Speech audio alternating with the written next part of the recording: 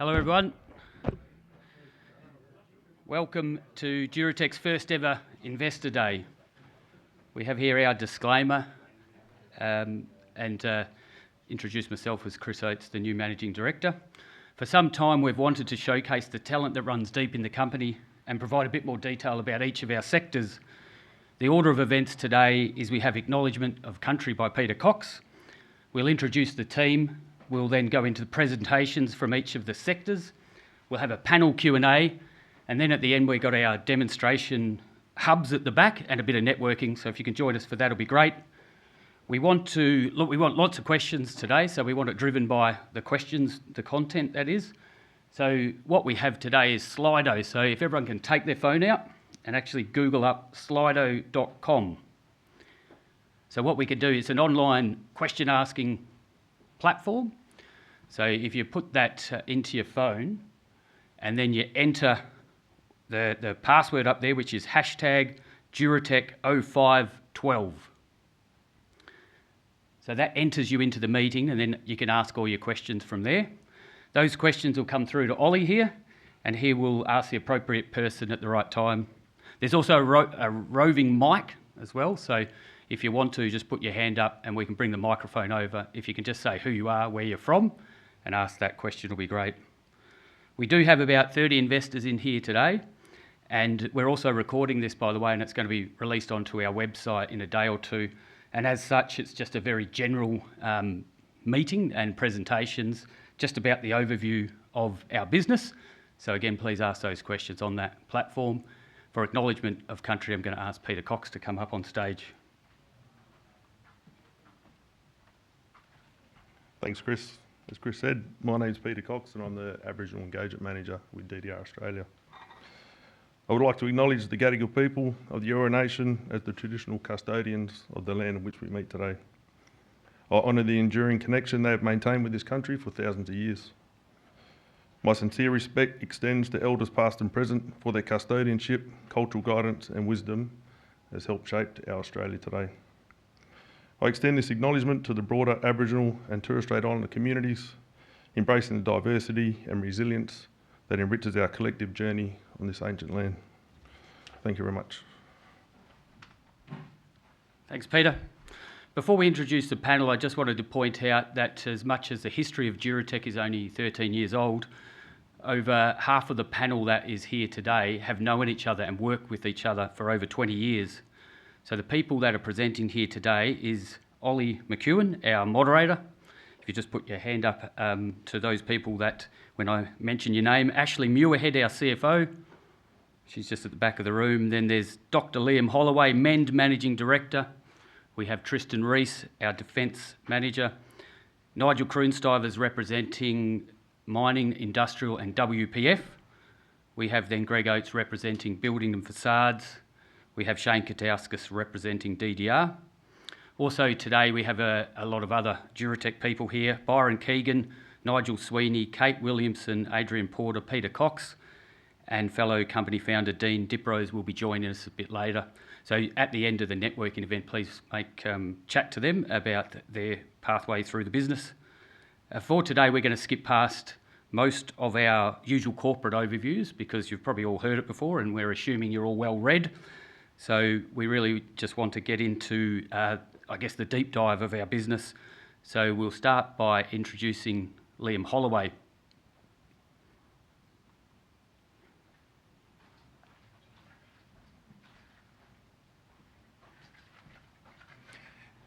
Afternoon, everyone. So I've got 5 minutes and I think we'll have 3 minutes for a few quick questions if you'd like, otherwise catch up with you later this afternoon. So as Chris mentioned, I was the founding director of MEND Consulting. We started MEND Consulting approximately 10 years ago, myself as a materials engineer focusing on basically the built environment. So the existing built environment and what goes into the understanding of that and remediating it. So that's where the synergy came through, and then we were purchased by Duratec some 3 years later as a successful business. Today, we create value for Duratec as well as the MEND business itself by identifying opportunities for the company quite early in their life cycle, sometimes 10 years before the contracts come out. We deliver innovation through our workflow as well. In the past, we were just writing reports and doing that. Now we've got a whole suite or a stack of different technologies and innovations and services that we offer through that value chain to our clients. We demonstrate technical capability. We hire very specific, skilled technical experts in their disciplines, search those best people in the market to get them into the work that we do. We aim to establish lasting relationships with our clients. Our clients, some of them have been with us for the 20 years and just follow our people around rather than companies and brands. So we've really got some sticky clients and some sticky relationships, and that's all built around building trust. They trust our consult, which leads to helping build the trust for the mothership, Duratec. So I'm going to focus on 3 of our main technology pillars and just give you a slight insight into those. So the biggest growth of our technology stack at the moment has been our spatial and digital services, and it's a massive growth industry at the moment globally and nationally. And when we talk spatial, it's not just your 3D point cloud and your laser surveying and all your conventional surveying, which is very sort of bottom of the sort of market type of delivery. What we're talking about is reality models, so 3D reality models, and using that into the workflow from the inception of a project through to the delivery, through to the monitoring of a project. We demonstrate that experience, so people are coming to us to proactively ask us to help them scope projects before they go to market. So examples such as the state government of WA, they just did 831 schools across the whole state. They asked us how to scope the specification. They went out to the Big Four consulting firms, and all of those Big Four consulting firms came back to us to price all of the capture and delivery of those models, which we were successfully delivering in 2023. The other, probably one of the most pivotal projects in our spatial and our delivery workflow has been the Birth C&D project, which Duratec's currently executing as a remediation project worth about $50 million over 5 years. That started as a $500,000 project for MEND Consulting, where we delivered the first at-scale remedial scoped model of a birth. So that was basically 70,000 images, a reality model. During COVID, all the engineers working from home, tagging defects. That went through to the contract, delivered procurement in 18 months earlier than was originally expected by BHP, and now we're remediating it and delivering it on this digital management workflow, which I can go through in detail later. And in 2023, it was awarded the Innovation Award by AMPEAK, which is the Australian asset management industry body, peak industry body. Another part of the stack that I'm really excited and have always had a passion to get this off the ground is laboratory services. So when you go and investigate in structures, you've got to test materials. You test those materials and you send it out to laboratories. We were spending significant amount of money on doing that, which was stuff that we could pull in-house, and it was all bespoke and specialised. There's a small number of labs that do what we do. In some cases, there's no labs in Australia that do what we do commercially. SEM, XRD, all of these sort of acronyms for high-end testing laboratory facilities, and we do that to complement our own services. And it also gets us other opportunities to get early visibility of other projects that not necessarily MEND are doing. So we want to become the best laboratory in the country, I should say, so that all of your tier 1 consultants send their samples through to us. So we then have to say, where's that sample from? And we know that there's a big project coming somewhere else in the pipeline, and we can start to put that into our forward forecasts. So how do we maintain this point of difference going forward? Well, we've always had a big history of developing innovative technologies, identifying gaps in the market and working with research and development partners to get that. My background through university has given me a great network of industry people in a few of the leading universities, which helps us buy talent. We've had a long history of sponsoring PhD students to do research in these areas. Leveraging that skill in computer vision at the moment is probably the biggest one, where we're replacing the mundane tasks that are done by engineers at a desks, reviewing those 80,000 million photos and putting machine learning into that. Because we have such large data sets that are tested, we can train our models faster than our competitors. So before I head off and pass on to Nigel, was there any questions, or you're moderating? You can do that. Yeah, just one question. Just with regards to MEND, have you got an example of how MEND has actually produced work for Duratec? Yeah, so that apart from the BHP project, work that we've scoped for Duratec is sort of never ending. At the moment we're scoping tens of millions of dollars across the country for mining clients such as Rio Tinto, Dampier Salt, and the likes. One of the more recent ones would be, the Don Aitken Centre, which is out for tender now, which Duratec will bid, which we were doing investigations on 5 years ago. And will you be able to show people how that 3D model works? The 3D model workflow will demonstrate some of the 3D models and the resolution and why we're sort of best in class in that space up the back later this afternoon. Good stuff. Thanks, Liam. All right, thank you. I'll hand over now to Nigel Kroonstiver. He's currently Managing Director of WPF and has run the mining and industrial division for over 13 years of Duratec. Thanks, Liam. Yes, as Liam mentioned, I'll be talking about mining and industrial and the Managing Director for WPF, so I'm sure there's a lot of questions about that. Just kicking off in regards to mining industrial, so in the Northwest, the master service agreements are the preferred mechanism for mining industrial clients. We've done really well with that with Rio Tinto. Our relationship with Rio Tinto began in 2010, so right at inception. So we've managed to continue those the whole way through. They keep growing year on year, so we're starting to get into some really major projects now with those guys, and it's good to see the likes of Newmont, FMG, and now recently awarded Roy Hill as well. So they're all starting to attach on to our services in structural integrity, and they're applying their master service arrangements for that, which is really good. There's a growing focus on our ability to help assess the condition of structures. So Liam just mentioned in regards to the BHP, that's pretty continual for us at the moment. It's not only men's services, but also we attach that through in-field engineering as well. So clients have, our mining clients are traditionally bottlenecked in a lot of areas. They can't really ascertain their corrosion issues, and then trying to get them into a scope is really difficult at the moment. So we're using our expertise and our knowledge and our relationships to actually build those scopes and help them get them through to the next stage, which we're obviously preferred for.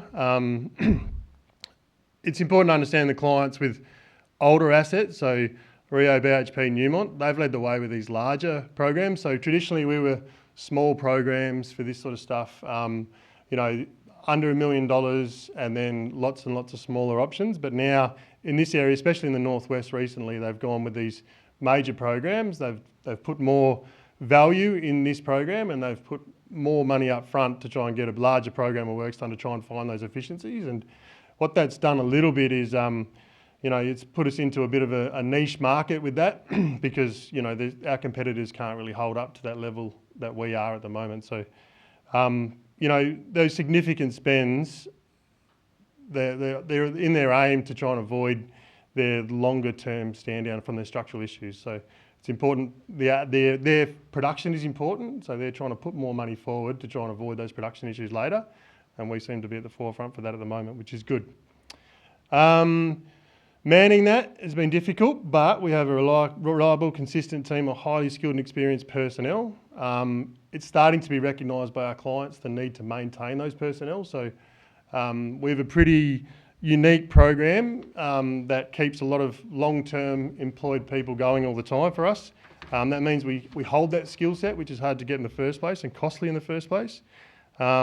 That's like a robust labour model that our clients are actually trying to work with us on to keep our workflow going so that all those people are maintained with our business, which is really good to see. Our delivery models for this with a combination of remeasurable scope works and hourly day work rates. So again, it's a really, with these larger projects coming on now in the structural integrity space, it's a more complex model, which we've adapted ourselves to in the Northwest, which is good to see with this large team. That allows us to be, most of the time, one of two contractors because the entry point is really difficult for the smaller contractors to come in. So that's what the Northwest looks like at the moment. It's serving us well.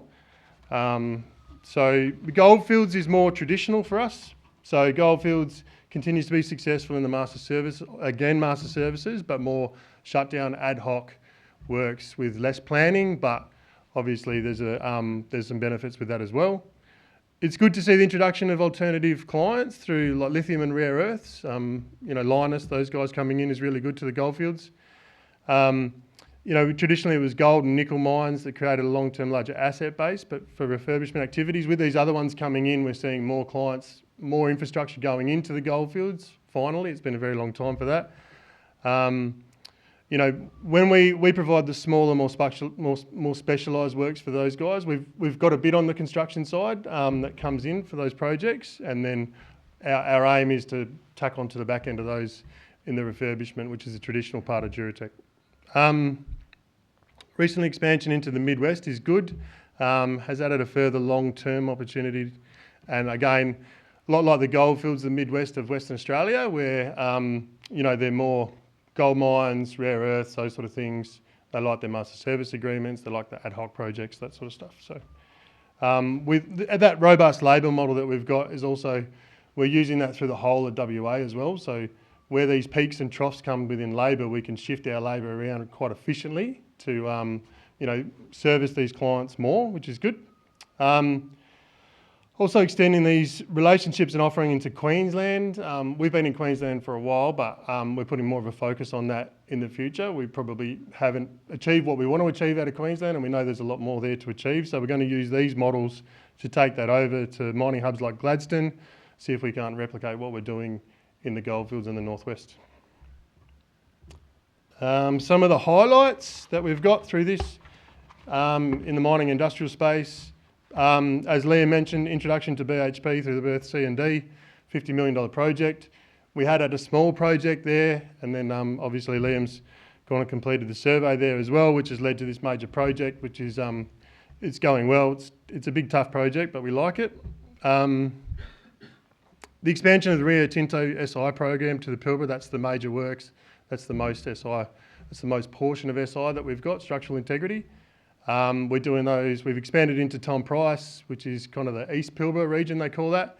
Then moving into ports now. The ports program's only just getting kicked off for Rio Tinto. So they've been doing structural integrity like this for about 4 years now, and they're only just getting kicked off in their ports, which are some of their older assets. So there's a huge maintenance debt ahead of these guys that they're going to have to work through. At the moment in that space, we're one of two, which is really good. We've extended the offering of services at Newmont Boddington Gold Mine, including to include the tank refurbishment program. So we've been at Newmont, I think, for over 6 years now, maybe more. So adding that to our services just means that we're, that repeat client work is good. Our relationship's great, and we're getting more out of it, which is great. Also, growth of the skilled workforce in mining industrial to plus 450 personnel. It's that's a tough team to look after, but like I said, with our robust labour model at the moment, we're managing to, spread that labour around really well and keep them all busy, which is good. Moving on to WPF. So Byron and I, we head up the board on WPF. We're a year in now. WPF brings a strong in-house technical capability in fabrication and welding. It's a team of very skilled and competent personnel, passionate about the industry they work in and the work that they deliver. So it's really good to see that group, and we're proud to be a part of that group, or that proud to have that group a part of us now as well. Highly experienced with specialty metals and weld procedures means they're often the first point of contact for difficult or bespoke projects. Seen this firsthand a lot since we've been a part of this, and there's a lot of times where the clients refuse to go anywhere else, which is really good. They just know the service they're going to get with this team down there. They have direct access to end users in the oil and gas industry. I think we probably underestimated that a little bit before we made the acquisition. So, Santos, a few of the others, Vermilion, those guys have been with them for a very long time, and that's a really close relationship that they have. A lot like we see with some of our relationships in the northwest. Offshore services through skilled labour and trained offshore experienced personnel, all on schedule rates work. So, I think we've increased our workforce from about 60 to over 130 at the moment since Duratec's come along, all doing offshore maintenance type work with a lot of different skill sets involved, which is good. We've invested a fair bit into that team, so we've recognised that's a good space to be in, and that's a good avenue for growth in that team. So since Duratec's come on board, we've invested a fair bit to make sure we can maintain and grow that. Yeah, confidence in the personnel and the delivery model has allowed us to expand the same service offering into the Northern Territory, which is really exciting for us. Some of the highlights with WPF, obviously it's been a successful acquisition and integration. We were awarded Contractor of the Year for Santos. It's a pretty high achievement. It's a global award and it's awarded by the directors, so really proud. It was for services involved in some of the offshore decommissioning projects that was done about a year ago. So it's a really good team. They've been really adaptable on that project, and I think that's what was recognised by Santos. We've just purchased the Novak spool welding robot. It's a really exciting bit of gear.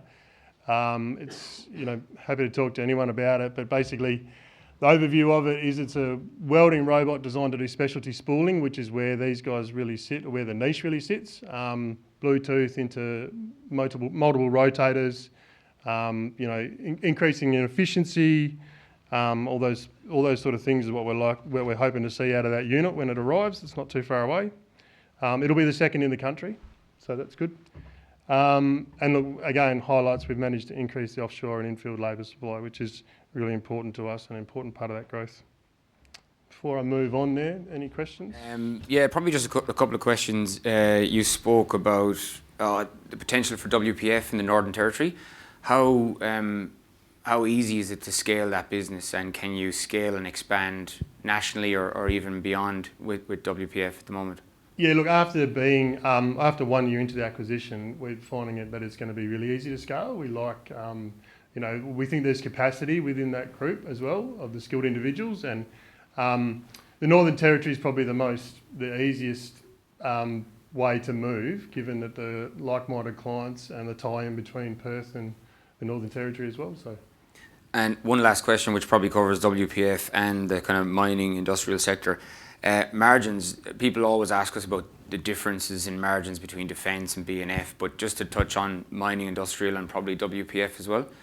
Yeah, look, we've high margins within WPF and the goldfields. We're seeing, with those larger scopes, we're maintaining a pretty good high margin within the northwest as well. But we've definitely seen some good margins out of WPF. Very good. Thanks, Nigel. And next I'll introduce Greg Oates, who's National Building Facades Manager. Thank you, Nigel. Hello everyone, Greg Oates.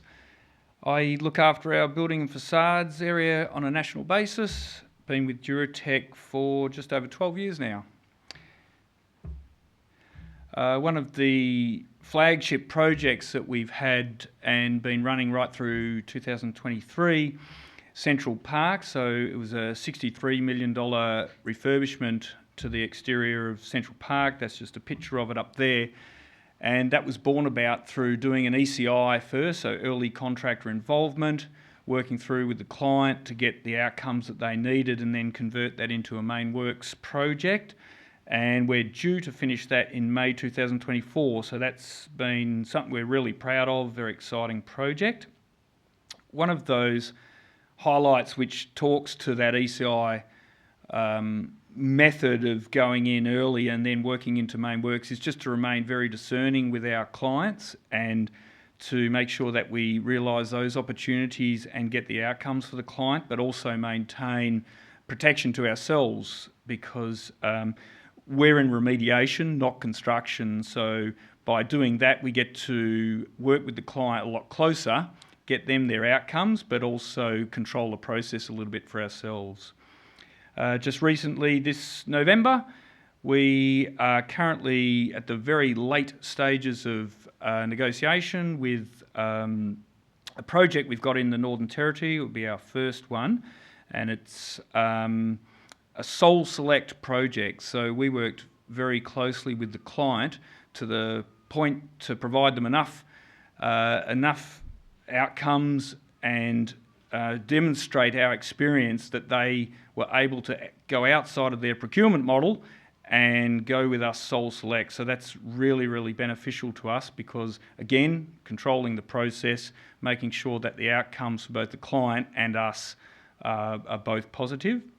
And just recently we were awarded a project in South Australia an ECI. There were two contractors, us and another one, and we demonstrated throughout that process why they should be going with us. So that was an ECI conversion, so that was really good.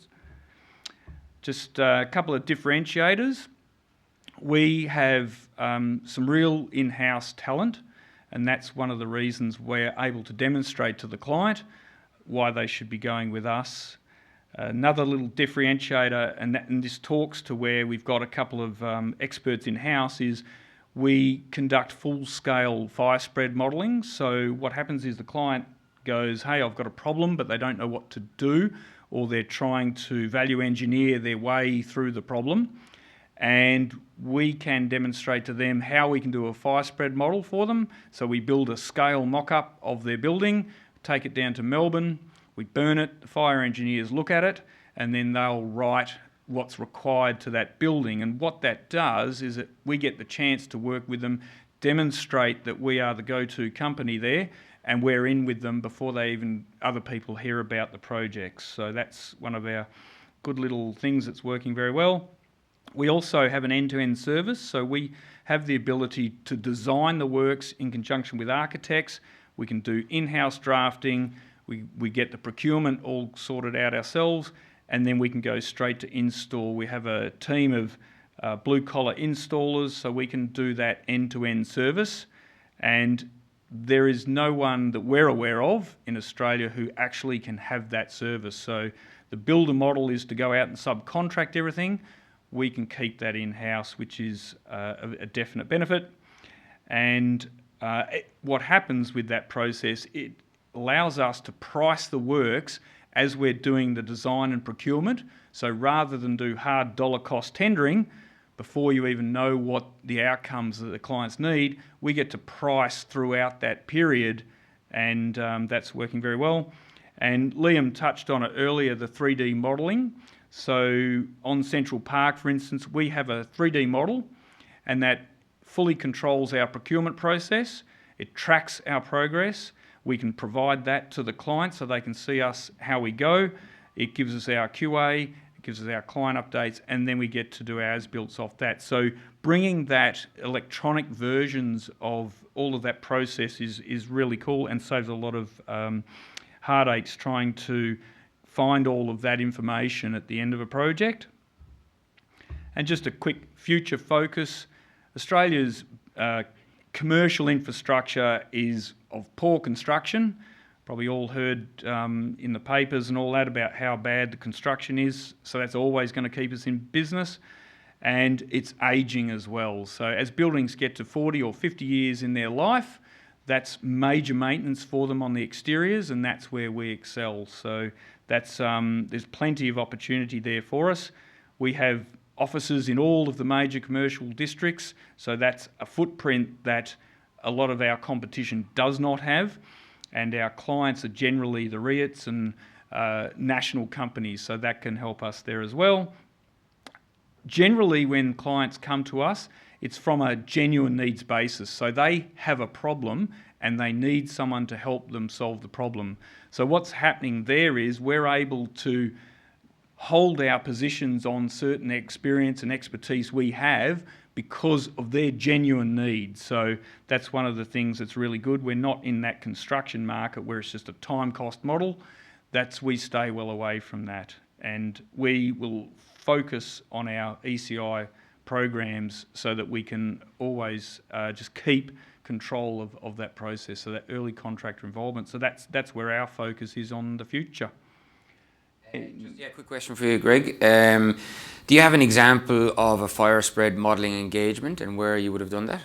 Unfortunately, we generally sign confidentiality contracts, so I can tell you about it, I can't tell you the buildings. So essentially what it is, and we've got one on the go at the moment. So the client will be faced with perhaps a fire order, or they will be faced with insurance issues, and they may not want to spend the money. That's often the first thing, and they'll be looking for reasons or things what to do. So they require a couple of things to take place there.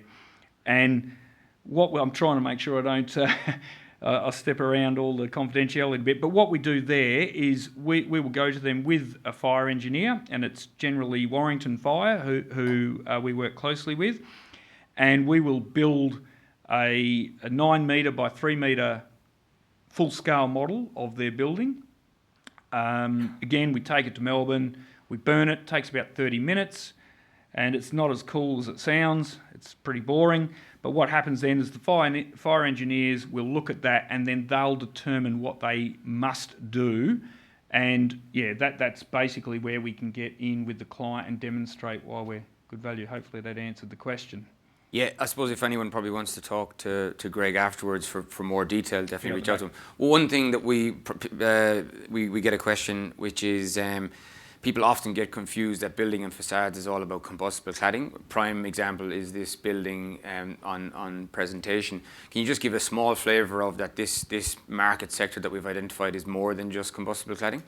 Yeah, sure. I mean, combustible cladding only came along late 17, didn't really kick off in Australia till 18, 19.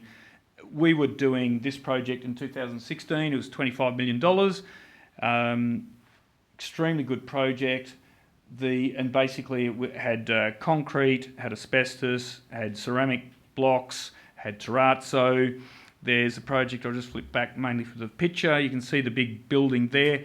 That's glass, so that was a glass replacement project, somewhere around about 2,390 odd glass panels we replaced, 48 stories high. So they're not ACP buildings at all. That in fact, most of the buildings in Australia don't have anything to do with aluminium on them. So as they get older, they're due for major maintenance 40, 50 years in, and that's their big projects. So hopefully that got you that question. Awesome. Thanks, Greg. Cheers. Thank you. Tristan Rees, National Defence Manager.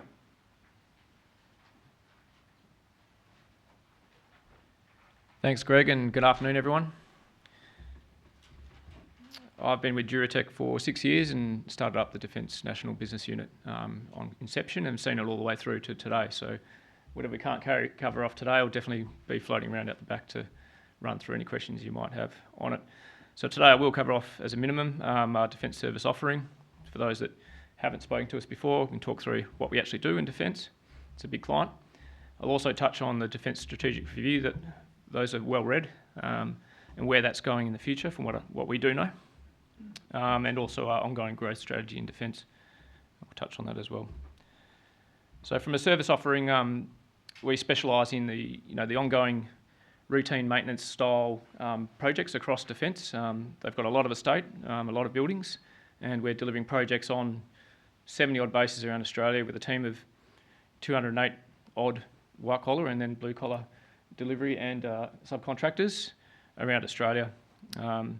We've got our special defence security accreditations which allow us to do that for this client. It's got very high barriers for entry.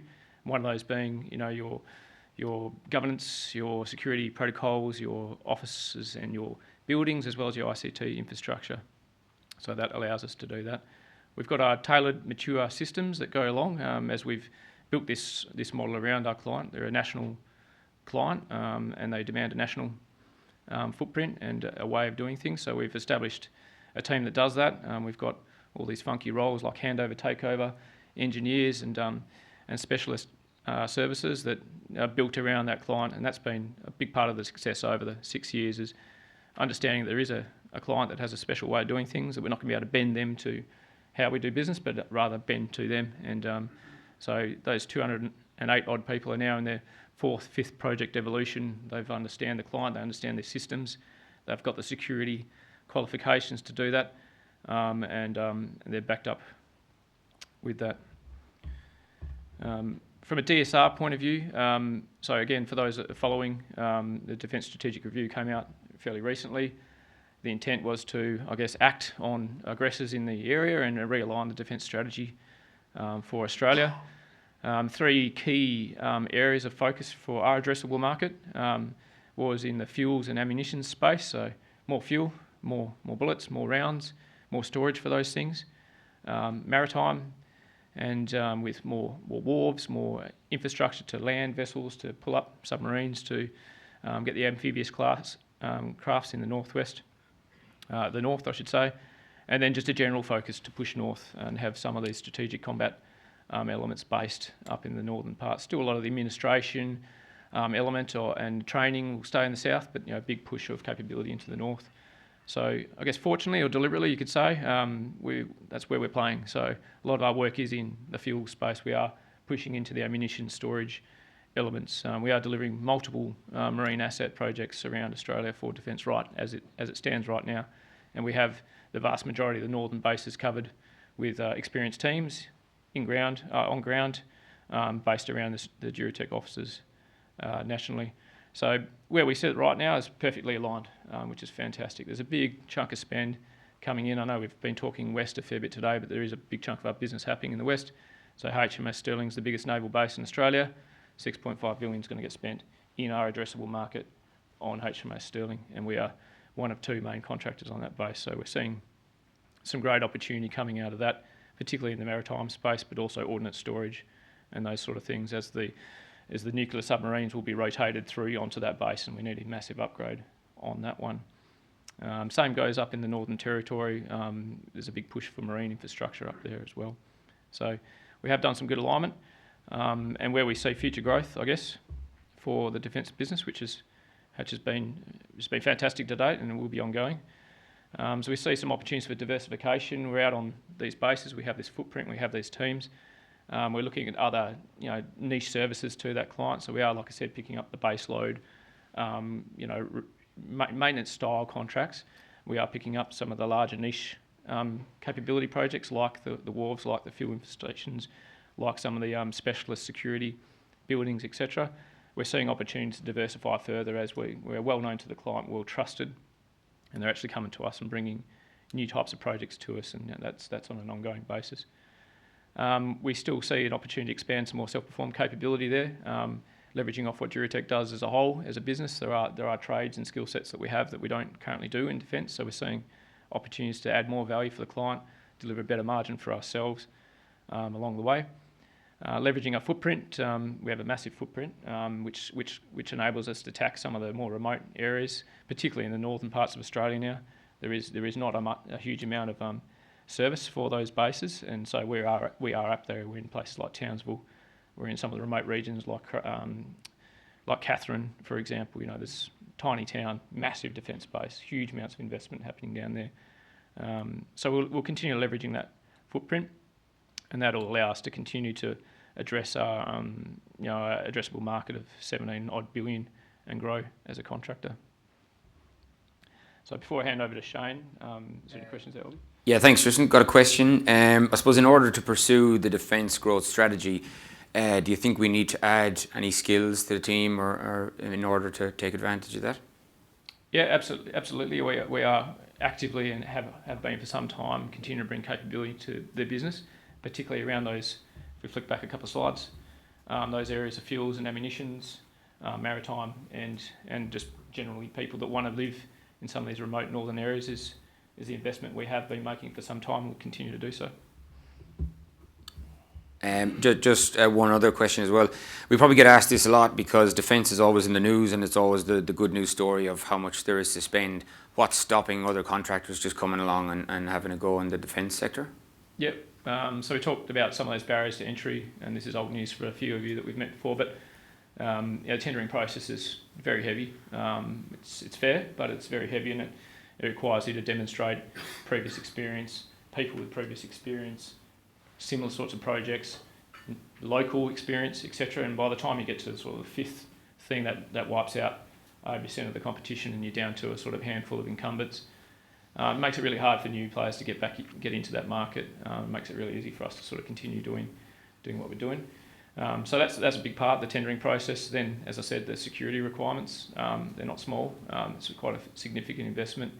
There's a process called DISP, which I can't remember what that acronym means now, but it's accreditation you need to get, and some bids you just can't bid unless you've got that. So a lot of companies are scrambling to try and achieve even an entry-level DISP, whereas we're at level 2, which allows us to do top secret work in the defence sector. So Your popular one, Tristan, because I've got another one for you. We've seen earlier with Nige, he's got a lot of probably in-house self-perform capability with the 400 plus people he has. What's the use of subcontractor versus in-house and the implications for risk you kind of take on to projects in the defence sector? Yep. Well, subbing it out does de-risk the project somewhat, and certainly we've used that to capitalise on the market, and it's been huge. And we are continuing to use subcontractors to take opportunity in it. However, like I said, we are looking at expanding some of those self-perform capabilities in defence as well. Just sort of going back and revisiting some of the offerings we have at the moment, and bringing in some of the blue collar self-perform resources. We do self-perform on defence, but not as much as we do certainly as much as we do in the mining. But with that comes a lot of opportunity there, because we've got resource sharing, we've got efficiencies with overheads, plant equipment, those sorts of things. So it's a real opportunity for us to sort of dive back a bit and get some bigger efficiencies in the business as a whole.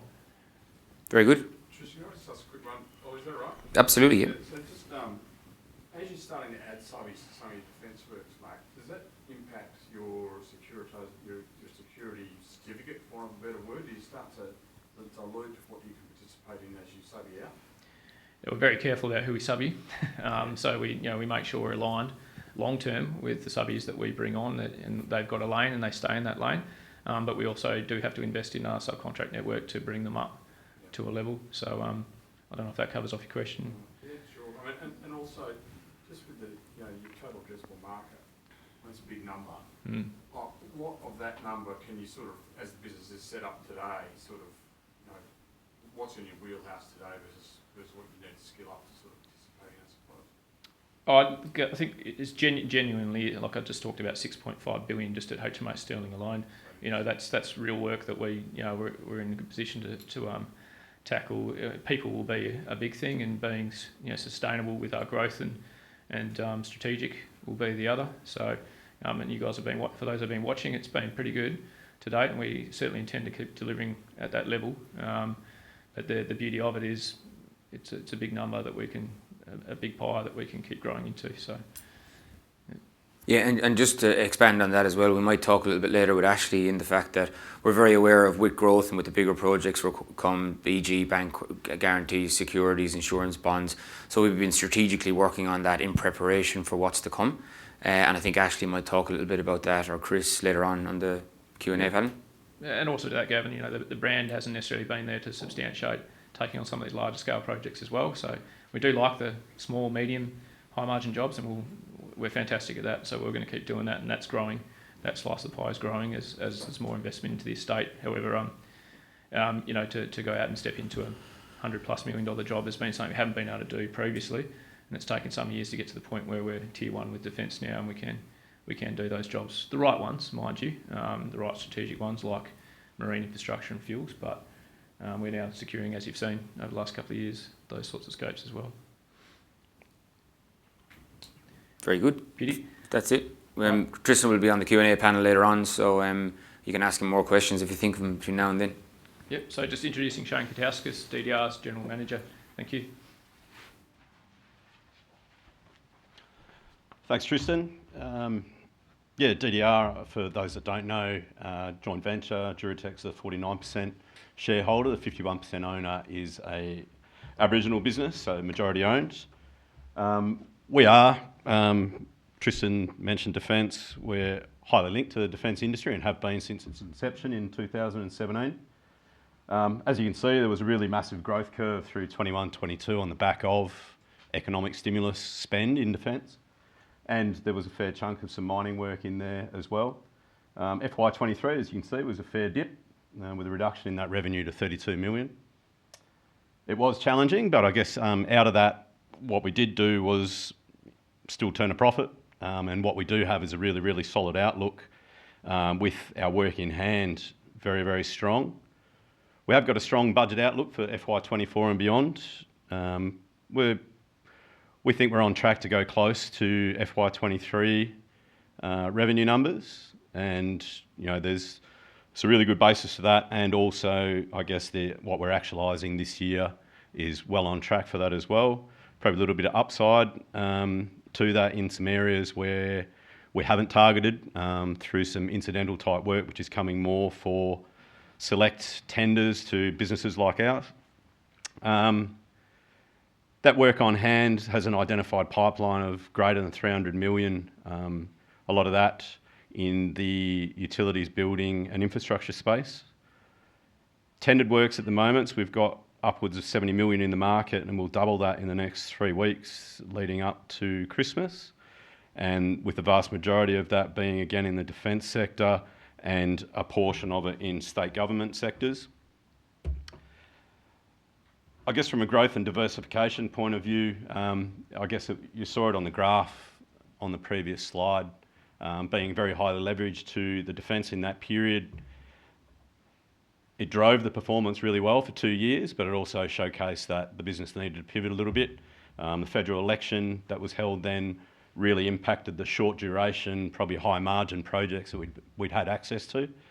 So we have made a really conscious decision to sort of align ourselves with clients in state and federal government sectors where we can be the head contractor and be a little bit of a master of our own destiny, and we've seen some really good results there. We do feel, I guess, and again, not to rehash recent slides in the defence space, we are really well placed for defence sector growth. We've got demonstrated capability in the sector, our capability personnel-wise, and also, I guess, the types of projects that we can take on. Very different to what Duratec do regionally and also by the type of project. That revenue sector diversification continues to be a key focus, and forecasting out into 24, 25, we're looking to do that through partnering with others who have got skill sets that we may not have. We'll also look to do that, explore acquisition, we'll explore teaming arrangements and also grow our own people. I guess a key differentiator for us is our strong balance sheet and financial position. What it is doing is allowing us, as I guess Aboriginal businesses like ours mature, and as do our clients, the size, scale and number of projects is increasing. We feel that we're probably at the top 5 to 10 businesses in Australia and with the financial capacity to deliver. So we're well positioned to be selective on the projects that we will target and have a good spread, perhaps the larger recurring revenue projects and then topped up around with some of those smaller quick delivery ones. The new capabilities to deliver growth stability, I guess we do see that there's probably a few niche market/industry sectors where majority-owned Aboriginal businesses aren't so prevalent. You probably may see a lot of civil businesses in that market. They're doing a lot of bulk earthworks and what have you. We see that there's probably an element to that, which is okay, there is a lot of competition for. However, there's probably a bit of a space there for a bespoke offering, maybe in the more detailed civil installation/construction space. Definitely aligned with infrastructure spend profiles and defence sector profile spends. Business has been going since 2017. I guess our profile and reputation is really growing. We've got many clients that are approaching us because they've heard of our demonstrated delivery, they've seen it. I guess our people have been our strength. Like, as much as we talk to a drop in revenue, we've been fortunate that we're a pretty lean business. We were able to keep all of our key personnel. We've got a really good platform and have been growing that team over the last 3 to 6 months. Our client base, their Indigenous procurement policies are maturing. There's probably a reason why we've been heavily leveraged to defence. They're probably the most mature client for spending money with Indigenous businesses. Like, they exceed it by a lot. State government, others, they're much more immature in those spend profiles. However, there's definitely a big push for businesses like ours to do more because they're not meeting their targets. So over the last 6 months, through planting seeds with certain government departments in WA and elsewhere, you can definitely feel that there's a bit of a shift.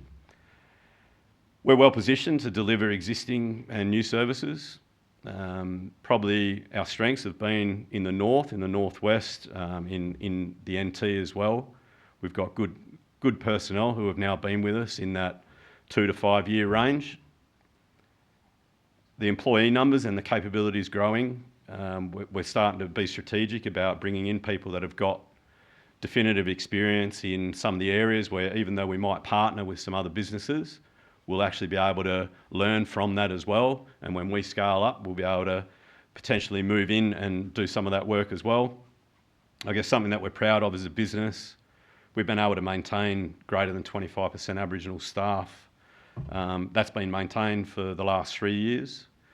We are looking at ways to not only maintain that, but increase that. And, you know, it's probably worthy to note that out of those current Aboriginal staff, the vast majority of those are in white collar, either support roles or in management roles.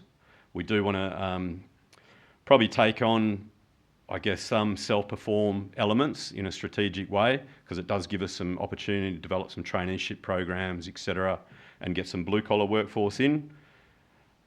Greater than 45% female staff, that's been maintained as well for 3 years. Definitely, I guess, a plus for our business as well. I guess in closing, the select opportunities that we're seeing in the market just offer, I guess, a lot of real upside to our business. We'll continue to grow organically in defence and some of the other sectors that we work in, but also look to, I guess, some of those key regional areas and follow some of those IPP policies and opportunities to get hold of those. Yeah, just thanks for that, Shane. A quick question, which is probably one we get regularly enough about the Duratec and DDR and that relationship, but how is the work different? So what DDR deliver compared to Duratec? And can you give an example of that? And then probably to expand on that, what does it look like in your tender box compared to probably Duratec's? Yeah. So, yeah, we do get asked that a lot. I guess, you know, you heard from Tristan Reese before. Tristan sits on the DDR board as well. We've developed a really close relationship. We sit side by side. So I guess we're very clear on what DDR do. So DDR, I guess if we were to talk about an example, Duratec, you haven't seen any new build sort of stuff in any of the slides there. A job came in the early stages of calendar year 23 for a new build select tender, so a short list of 3. That to us is a real opportunity for DDR, where we can see that, one, we don't have to go and compete in the 5 to 10% commercial building range. Like, we can actually achieve some good margins in a project like that. If that went into the open market, there'd be no way that that would fit either my risk profile or Duratec's risk profile. Also, I guess regionally, we talk about remote and non-remote areas in defence, and there's a pretty clear, I guess, cut and dry map that Defence use for that.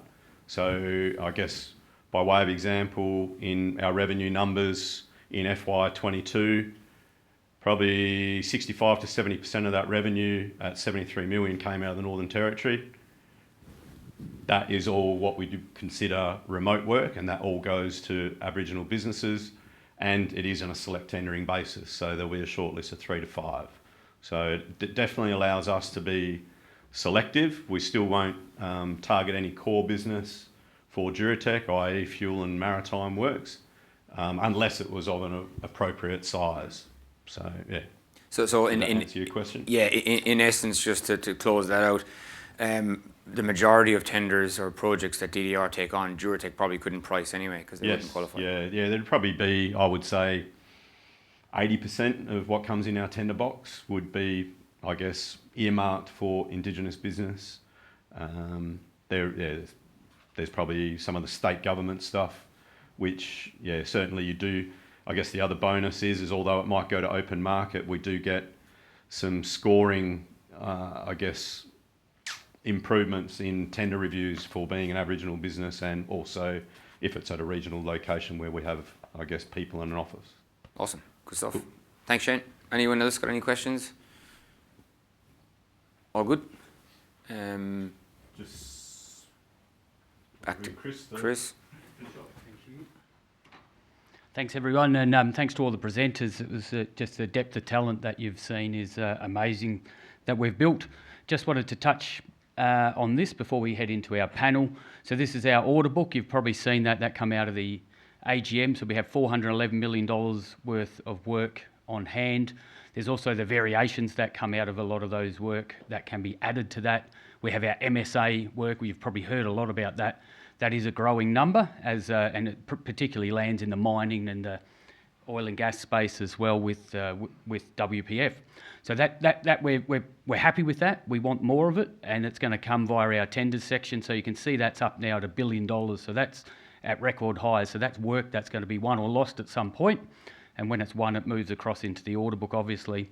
So it does allow us to be fairly picky and choosy, if you could say, about what we do. And you can probably see that theme coming through where we can get our ECI model in, where we've got all our MSA type of work. So, yeah, we're really happy with that position. On the right-hand side, you have pipeline. That number, as you can see, probably, and we'll flick onto the TAM in a sec, but that can be a lot bigger as well.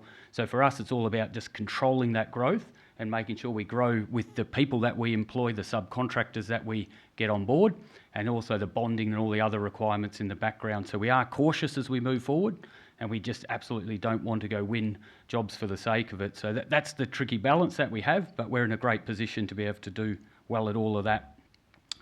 Again, just a slide that we have used recently in some of our slide decks, just showing our TAM, so our total accessible market. So it is huge, it is big, and yeah, we just want to make sure that we do that in balance and grow appropriately. We're going to roll into the panel now, so we'll get our panel members to come up and just fire up your Q&A, hopefully on Slido, or we have a mic somewhere, so please ask those questions. Just put your hand up when you're ready. Thank you.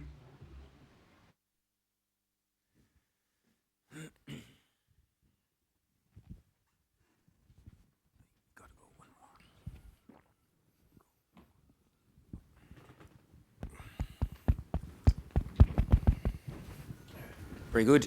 We've got a roaming mic as well, but probably don't need the mic, so just shout out if you do have any questions. We're conscious of time as well. It's busy season and people probably have places to get to. So we're probably going to do 15, 20 minutes. Also, we're going to mingle at the back. We have virtual reality painting, which is a piece of technology that we use to train our blue-collar guys and girls in actually painting. People can have a go at that if they want. Liam is also going to show a 3D reality model for people who have any interest in that. And then the rest of us will be mingling, so you can ask any questions you don't want to share with the group. But yeah, I suppose just to kick it off, I will keep an eye on Slido, but I've probably got a couple of questions.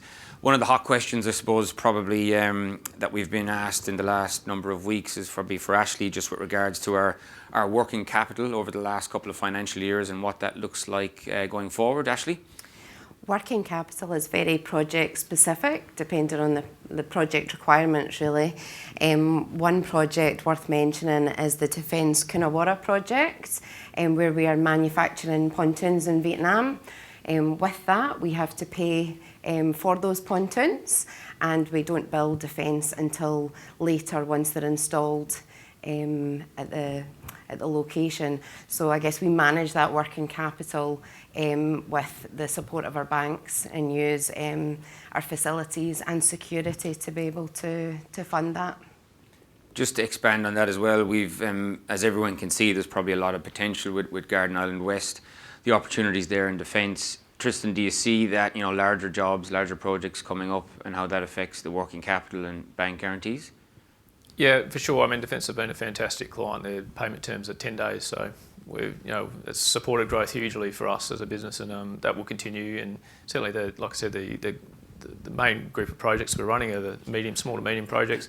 They're all pretty well paid up, and then there will be the odd one, and this one in Coonawarra is probably a little bit left of centre in that it's a first of type prototype that we're building with Defence overseas and bringing over, and then they'll roll that across multiple bases. So it does have a bit of an upfront cash burn, unfortunately, for which I hear about regularly. But normally the larger projects are still able to be front-ended and get good cash flow fairly early in the job. So we don't see necessarily that being an ongoing trend. I think that if anything, it should level out a bit as we continue to grow in the defence sector. I have the first question through, which is what is Duratec's bonding requirements given the large scope of works that may come due? One of the things as well, a bit of a misconception that Chris is probably best suited to answer is not all of our projects require bank guarantees, bonding, etc. But I think, Chris, if you want to expand on that a little bit. Yeah, we had, I think it's 5% by number or less than that of jobs require bonding, but they happen to be the bigger ones as well. So yeah, we've had sort of facilities that range to in the $50 to $70 million from a banking perspective, and then we have insurance bonds from a couple of providers. So yeah, we're just on the pathway there to making sure that we've got, we do have headroom now and enough headroom. So we're pretty well liked, you could probably imagine, by these facility holders because we do have a good runway. We've got a track record of profitability, etc. So we sit pretty well on that, but we've got to be, acutely aware of that situation of all the work that's there as well. And something Phil mentioned just the other day was we've never had a BG pulled or a security pulled in the history of the business either. So we're quite low risk in that regard. Yeah, we've had success, and we never even see that as debt, but the banks see it as debt. So you've got your leverage ratios in there as well that are a factor. So, but we have the good, I guess, rolling EBITDA, and we see that going well into the future. But that is a factor as well that BGs are considered debt. And cash, how much cash does a business need to operate? Yeah, it's probably, we used to say 20 million around that number, but it's probably a little bit more than that now, just with all the ongoing work. It's probably important to note that the mining work that we do also it sits in a negative cash position. It's a better margin ultimately, but you do have to we pay our people weekly. So then we get to the end of the month and then we put an invoice in, then it's 30 or 45 days from there. So, and we have won a bit of mining work, and we can see from Nigel's presentation there's a lot there. So we are probably being a fair bit conservative there, but we need to be. Another question actually good, which is a question through, which is good for either Chris or Ashley, might be a joint answer. With all you could see probably from the presentations that all kind of those divisions are suggesting that there's growth opportunities. How do we go about allocating capital between divisions in order to support the growth? I think, each division is different, and it's about, what comes first, what margin's the best. But we can allocate it quite easily. I think it's up to us, myself and Ashley, particularly to make sure that the facilities are there and they don't curtail logical growth. So for us, I think it's really working evenly through all divisions and all areas in taking on what we can. So to me, it's not really allocating as much. It's probably just doing what's logically the best at any point in time. I agree. I think as well the diversity of the different projects and the composition of the working capital requirements allows us to manage it in-house. Some projects will be able to bill in advance, others, as we mentioned, might have upfront requirements. So yeah, we're in a good position to manage that. Just with that growth as well, there's a lot of questions that we get asked about. We've paid dividends, so what will be going forward? Can we grow and also provide a dividend, or do you see that changing in the future? Oh, we feel we can do both, and that's what we set out to do. It's probably just going to be depending on we can see our tendered section now at $1 billion plus probably a good runway ahead. So I think we're just going to have to wait to see how that rolls out before we commit to anything. But the dividend policy, we do have 30 to 50% of after-tax profit, and we've sort of paid on the upper end of that. So we'd still like to live, in both camps, if you could say. Straight to the guidance, which is probably what everyone wants to talk to. Can you please provide some colour around why FY24 EBITDA guidance was a bit wider than usual? Yeah, that's. Hopefully everyone could see that, or it's logical in the sense that we've got that $1 billion of work again that's tendered but sitting there. So we really want to see where that falls. We want to, and when particularly. So probably most people may know anyway that the bigger projects, when they do land, if they land a bit late, it probably won't even affect 24. It's more a 25 story.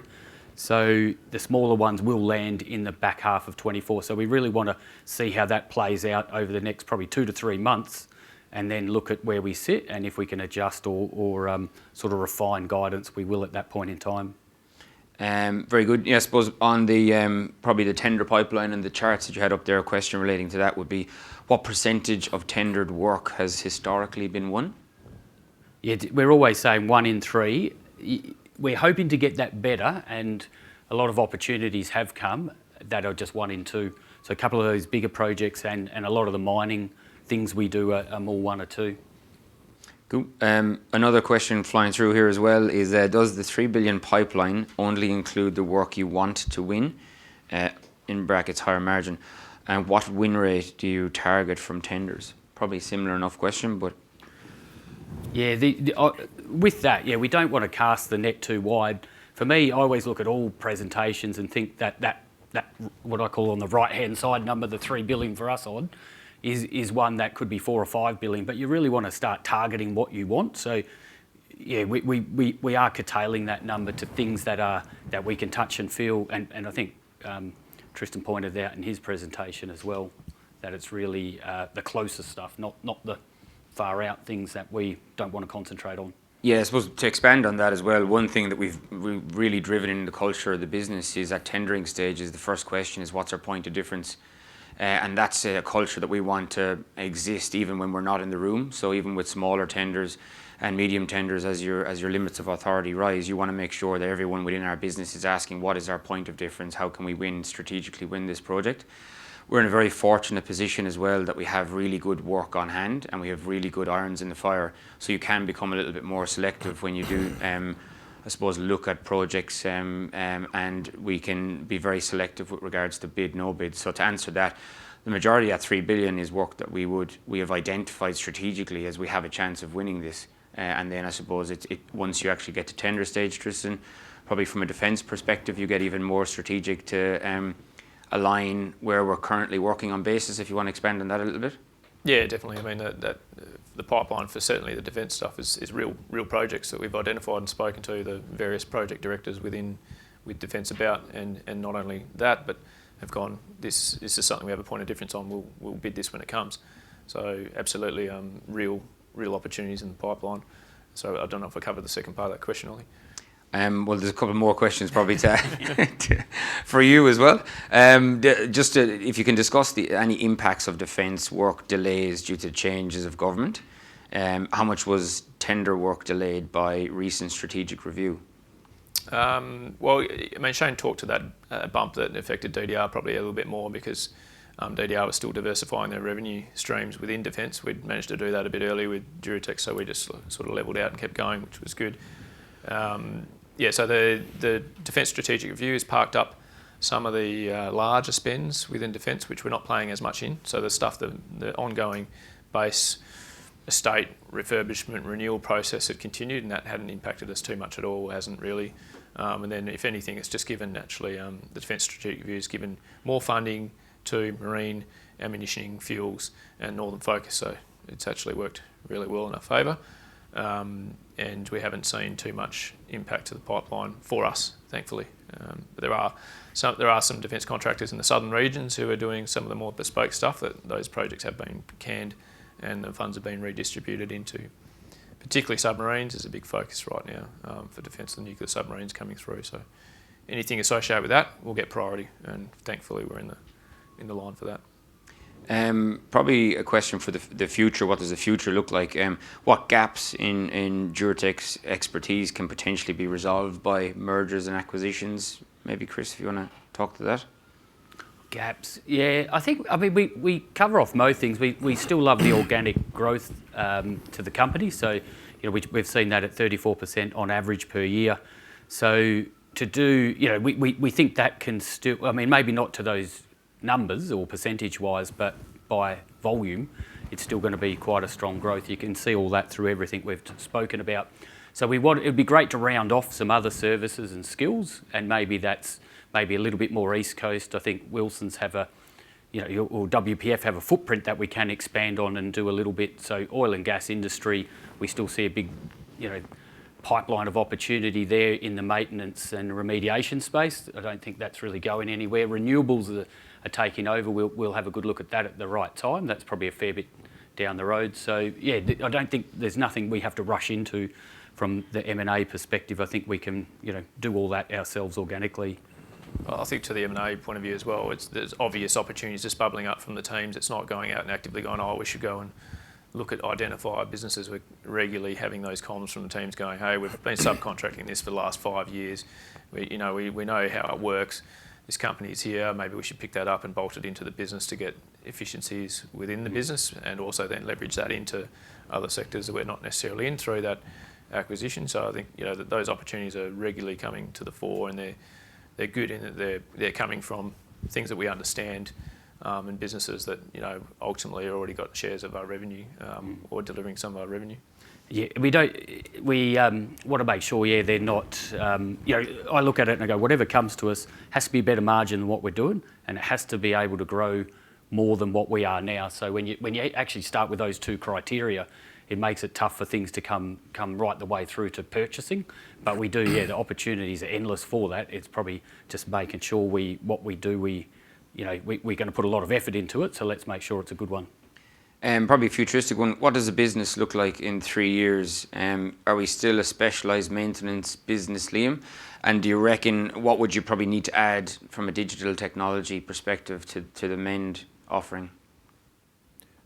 For the Mend business or for the Duratec business? For Mend and obviously leading into Duratec then. Yeah, with Mend, the future of our business is going to definitely pivot towards more technology in our delivery offering, and bolting in more of those types of services that are niche and bespoke that lead into the greater Duratec business. So we align ourselves with marine and fuel and buildings and facades and mining and industry. So we look at what we're doing in those industries, and we look at what technology is available in the market, and then we attack those technologies with our team to make sure that we're staying at the cutting edge and then going there. So I think we'll probably be delivering more of what we do now with less people because of the advances in computer vision in particular, and we'll also be seeing a lot more increase in automation in our space. So just as aerial drones have revolutionised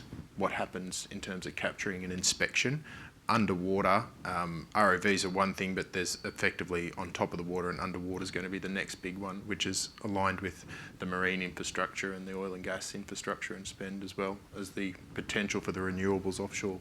And just to expand on that, we always get asked, is there anything beyond Australia? We've always probably seen Mend as potentially that vehicle to test different areas prior to actually moving into different other geographical areas or different industries. Do you want to talk a little bit about Newmont and the story and the journey we're on there?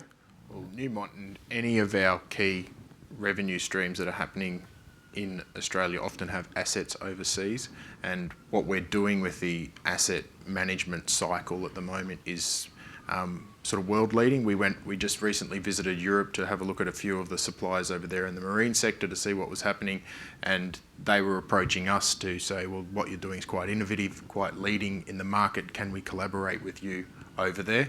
So also centralising of asset management portfolios with the digitisation companies that are head officed in Australia, like Newmont, or Rio Tinto's asset management and strategic structural integrity programs. They'll try and roll those out globally, and we'll be able to launch our technology globally at a much lower risk for those companies.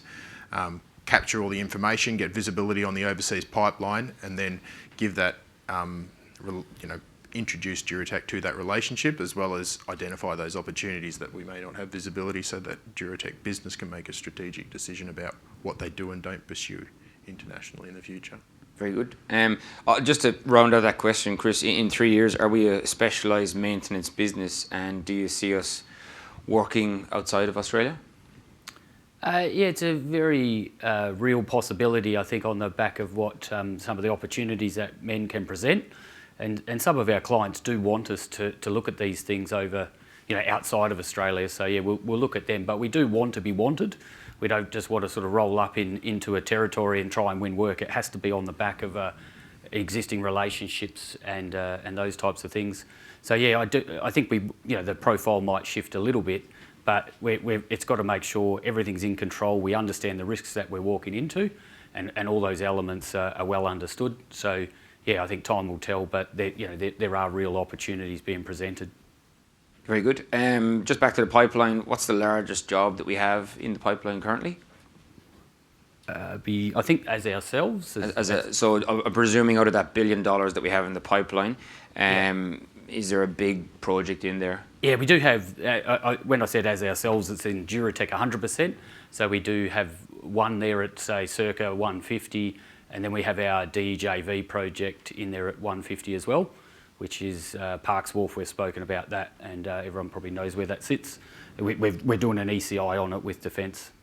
Very good. The other question, I suppose, was back to probably the mining industrial space, was how much, and it's a question that we always get asked, is how much revenue was secured under that MSA in FY23? I think, yeah, we probably have about 40 million under MSA, and then we take out some of the lump sum jobs. So what happens is under an MSA contract, you do tackle projects that might be worth 20 million or price them. So then they pop out of the MSA panel in essence and become their own contract, and that's why they're probably based on an MSA, but the reality is they're a contract. So we're seeing that grow. So that's all the smaller bits and pieces type jobs, plus the bigger ones are coming more opportunistically. At our next reporting season, we'll probably put a bit more colour in and around that about historically what it's done, and it helps probably like our, I suppose our 34% growth chart. If we look at that, that'll give everyone a bit of an indication of where we think we can take MSA work as well. Very good. We spoke earlier, or I spoke about bank guarantees, bonding, etc. Do you want to explain a little bit of what you're doing in the background there, Ashley, just to prepare for future growth? Yeah, we've got good relationships, as Chris mentioned, with our banks and insurance bond providers. So we are in regular communication with them about the growth of the business and the requirements, including if there are specific project requirements, you know, that, like Coonawarra, where it's a bit more specific as well. So ongoing, and we're always looking at the future and what facilities are required. Very good. So that probably adds, it's a question, I suppose, with regards to what's the biggest impediment to growing revenue 20 to 30%. So continuing the growth rates, percentages that we've demonstrated to date. What's the biggest barriers to us achieving that? I suppose, Chris, would be to expand on, you know, sorting out bank guarantees and ensuring that we have the cash in the business. Yeah, I think I always say people's going to be, you know, where it sort of in a controlled growth sense. So but we're going to be running with people. The equipment side we're okay with. The bank guarantees are going to be there. The subcontractor network's another huge one to make sure, and I think Tristan alluded to it, that our subcontractors are on the journey. They're trained and experienced as we need them to be. So we're always going to be doing that. And it's pretty, I guess, obvious to see that in the defence side, we do more subcontracting, so we can scale that probably a bit quicker than the other sides of the businesses. So it's really going to be how good we can do all that to our growth increases. We did 59% last year. That's not going to come around again, but we can still think we can put some good numbers down there. But people is at the core of it.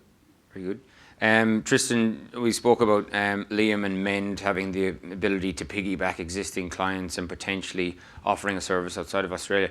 Is there Defence obviously have a strategic plan for the Pacific region? Is that an area that you look at? Yeah, definitely. We've been following that closely for many years. There will be and is, you know, a push of spend into some of our neighbouring countries, establish services for them, footprint infrastructure, and things that we can potentially rely on in the future as well.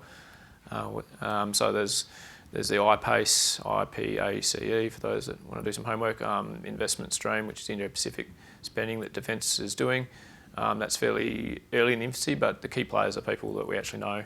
They've come across from defence infrastructure and now going to iPACE. So we're following that into overseas, and then tags into things like DFAT and other, you know, government paid and Australian dollar projects in overseas, where it does tag in really well with Mend, and we can see opportunities there. Is you know, again, just in the definition side of things, there's a lot of work to be done, and then assets overseas are in pretty horrible state. You know, there has been a lot of investment over time.